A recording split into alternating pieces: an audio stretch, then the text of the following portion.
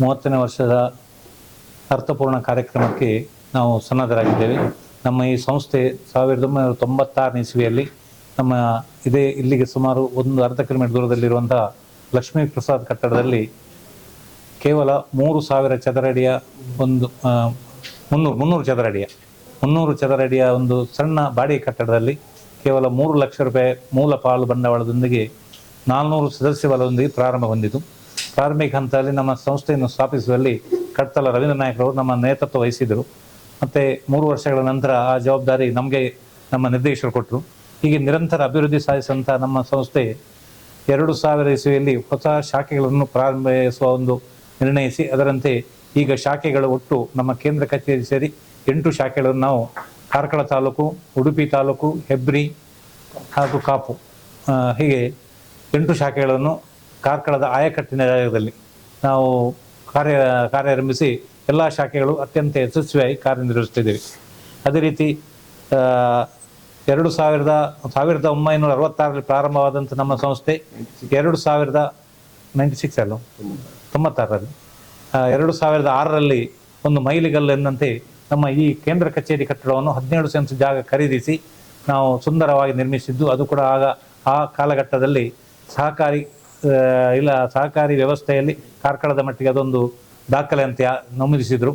ಅದೇ ರೀತಿ 2016ರಲ್ಲಿ ಇದೇ ಕಟ್ಟಡಕ್ಕೆ ಮೇಲ್ಛಾವಣಿ ರಚಿಸಿ ನಾವು ಸಭಾಭವನ ರಚಿಸಿ ಸುಮಾರು 700 ಸಭಾ ಆಸನ ಇರುವಂಥ ಕಟ್ಟಡವನ್ನು ರಚಿಸಿ ಅದನ್ನು ಕೂಡ ಲೋಕಾರ್ಪಣೆ ಮಾಡಿದೆವು. ಅದು ಕೂಡ ತುಂಬ ಈ ಸಹಕಾರಿ ಕ್ಷೇತ್ರಕ್ಕೆ ಒಂದು ಮಾದರಿಯಾಗಿತ್ತು. ಈಗ 2026ರಲ್ಲಿ ಸರಿಯಾಗಿ ನಾವು ಪ್ರತಿ 10 ವರ್ಷಕ್ಕೆ ಒಂದೊಂದು ಸಾಧನೆ, ಒಂದೊಂದು ಜನರಿಗೆ ವಿಶ್ವಾಸಾರ್ಹತೆ ಗಳಿಸುವಂಥ ಒಂದೊಂದು ಸಾಧನೆಯನ್ನು ನಮ್ಮ ಸಂಸ್ಥೆ ದಾಖಲಿಸಿದೆ. ಇದೇ 2026ರಲ್ಲಿ ನಾಳಿದ್ದು 26ನೇ ತಾರೀಕಿನಂದು ನಮ್ಮ ವಾಣಿಜ್ಯ ಸಂಕೀರ್ಣ ಸುಮಾರು 14-15 ಕೋಟಿ ವೆಚ್ಚದಲ್ಲಿ ಇದು ನಿರ್ಮಾಣಗೊಳ್ತಾ ಇದೆ. ಈ ವಾಣಿಜ್ಯ ಸಂಕೀರ್ಣ ನಾಳಿದ್ದು ಲೋಕಾರ್ಪಣೆಗೊಳ್ಳಲಿದೆ ಗಣ್ಯ ಅತಿಥಿಗಳ ಉಪಸ್ಥಿತಿಯಲ್ಲಿ.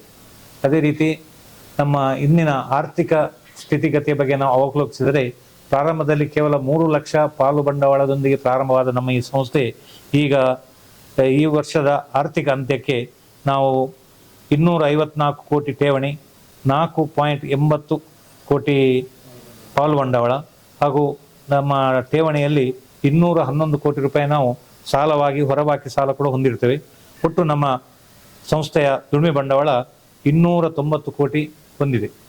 ಈ 30 ವರ್ಷದ ಅವಧಿಯಲ್ಲಿ ಈ ಸಂಸ್ಥೆ ಎಷ್ಟು ಬೆಳೆಯಿತು ಎಂಬುದಕ್ಕೆ ಇದೇ ಒಂದು ನಿದರ್ಶನ.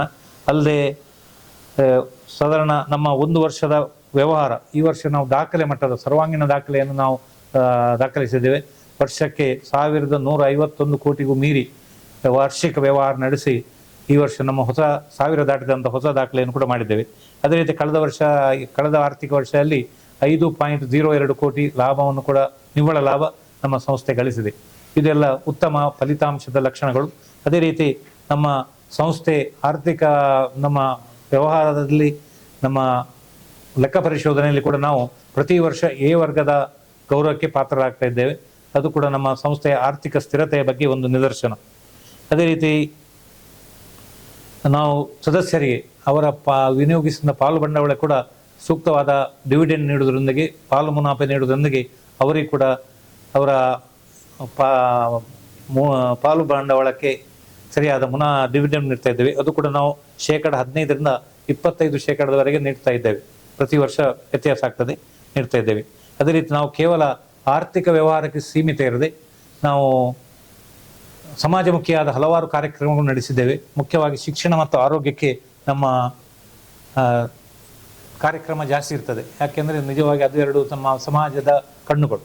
ಈ ರೀತಿ ಆ 2 ವಿಭಾಗದಲ್ಲಿ ನಮ್ಮ ಸೇವೆ ಜಾಸ್ತಿ ಇದೆ. ನಮ್ಗೆ ಅನಿಸ್ತದೆ ಸುಮಾರು ನಾವು ಪ್ರಾರಂಭದ 10 ವರ್ಷದಲ್ಲಿ ನಾವು ಆ ಬಗ್ಗೆ ಹೆಚ್ಚು ಕಾರ್ಯಕ್ರಮ ಹಾಕಿಕೊಳ್ಳಲಿಲ್ಲ. ನಂತರದ 20 ವರ್ಷದಲ್ಲಿ ನಿರಂತರ ವರ್ಷಕ್ಕೆ ಹಲವಾರು ಕಾರ್ಯಕ್ರಮವನ್ನು ಹಾಕಿ ಪ್ರಾಯಶಃ ಈ ವರ್ಷದ ಒಟ್ಟಿಗೆ ಸೇರಿದರೆ ಸುಮಾರು 2.5 ಕೋಟಿಯಷ್ಟು ಹಣವನ್ನು ನಾವು ಈ ಸಮಾಜಮುಖಿ ಕಾರ್ಯಕ್ರಮಗಳಿಗೆ ವಿನಿಯೋಗಿಸಿದೆ ಅಂತ ಹೇಳಲಿಕ್ಕೆ ನಮಗೆ ತುಂಬ ಹೆಮ್ಮೆ ಆಗ್ತದೆ.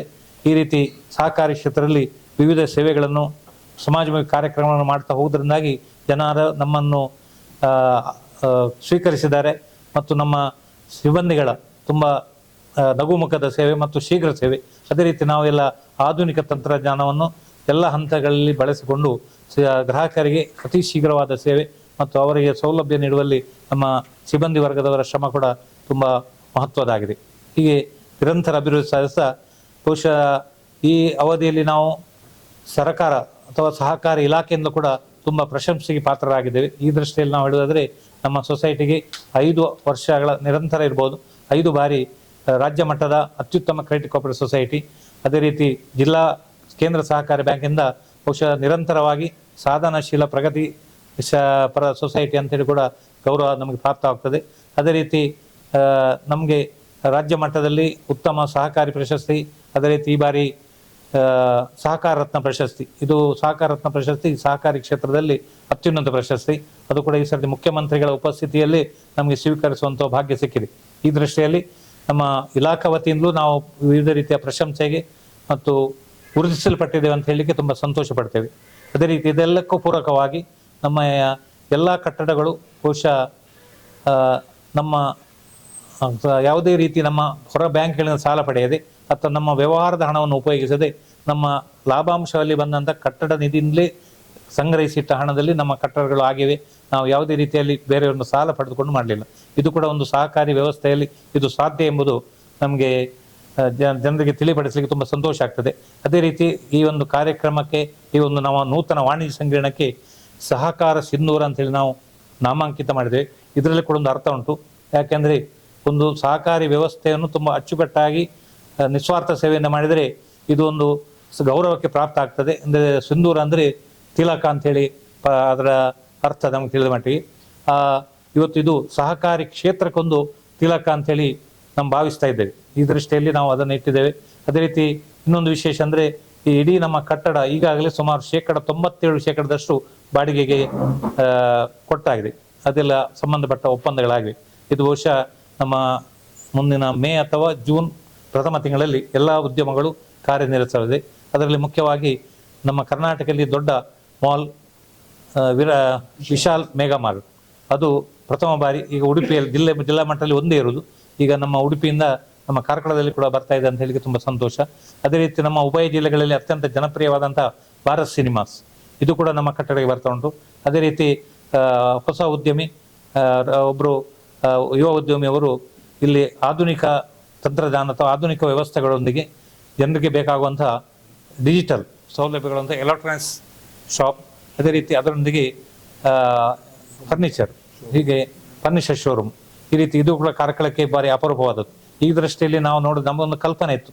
ಯಾಕೆಂದರೆ ನಮ್ಮ ಕಾರ್ಕಳದಲ್ಲಿ ಇಲ್ಲದ ವ್ಯವಸ್ಥೆಯನ್ನು ಇಲ್ಲಿ ತರಬೇಕಂತೇಳಿ ಹಿಂದಿನ ನಾವು ಹೇಳ್ತಾ ಇದ್ದೆವು, ಇದ್ದದನ್ನೇ ಮಾಡೋದಲ್ಲ, ಹೊಸ ವ್ಯವಸ್ಥೆ ತರಬೇಕಂತೇಳಿ.